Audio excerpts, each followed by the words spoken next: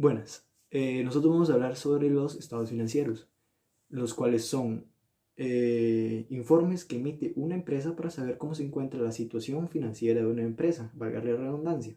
O sea, son informes que muestran cómo están las cuentas de la organización. Esos son muy importantes porque los empresarios siempre quieren saber si su dinero está dando frutos, o sea, si su dinero está yendo a buenas manos y está cumpliendo los objetivos que ellos se plantearon al invertir ese dinero.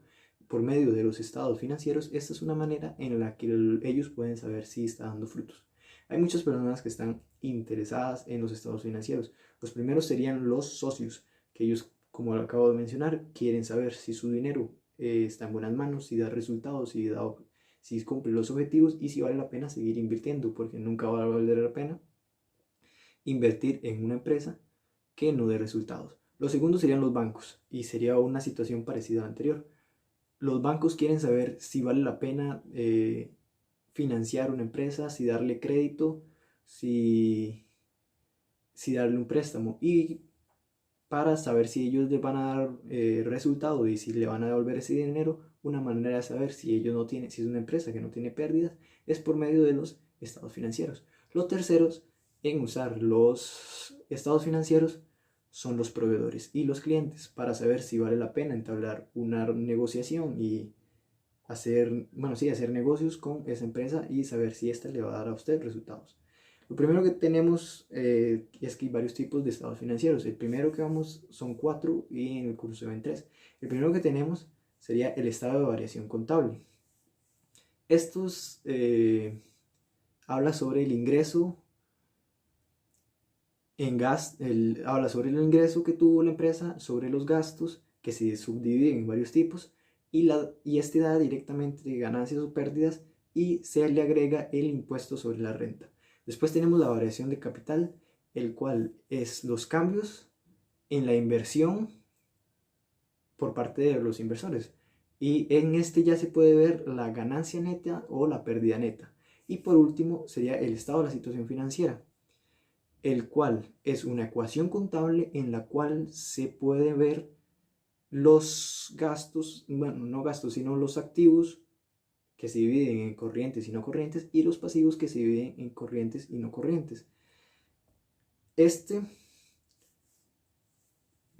esto va a quedar todo más claro en un próximo ejemplo que vamos a resolver con todos estos términos. Aquí tenemos el estado de resultados de una empresa. Primero se cumple con el formato, se pone el nombre, se pone el periodo al que cumple este estado. Luego aquí están el total de ingresos sumados. Luego los gastos se subdividen en gastos de ventas, gastos administrativos y gastos de operación. Se colocan los datos, se suman y nos da el total de gastos. Luego los gastos se le restan a los ingresos y nos da la utilidad antes de impuestos. Cuando la utilidad es negativa, no hay que calcular impuestos porque no se pagan. Luego se calcula el impuesto, se le resta el impuesto sobre la renta a la utilidad antes de impuestos y nos queda la utilidad después de impuestos. Este es el dato ya final de la utilidad después de impuestos. Luego tenemos el estado de variaciones en el capital. Tenemos los saldos iniciales, los del capital social, el total del capital.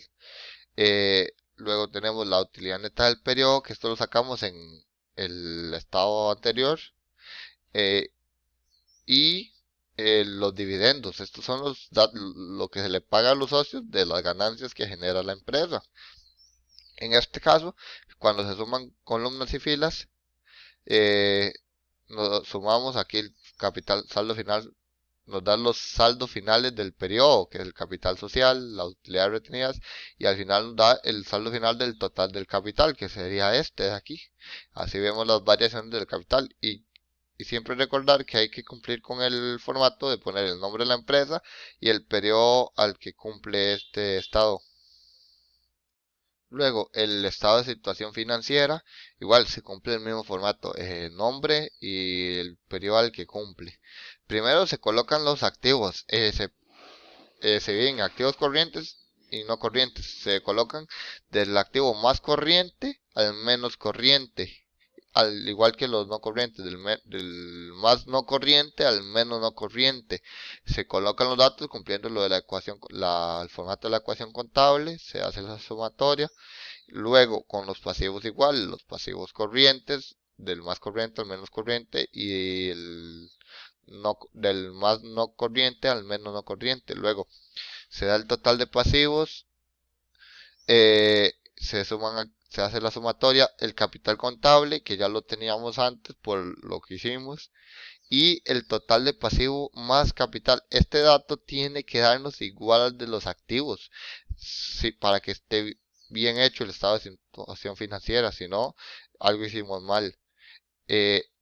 Y se genera el estado de situación financiera. Luego, estos tres estados nos generan tres asientos nuevos, que son los impuestos sobre la renta, el impuesto sobre la renta por pagar, dividendos y dividendos por pagar. Y estos son los asientos que se nos generaron en este ejercicio.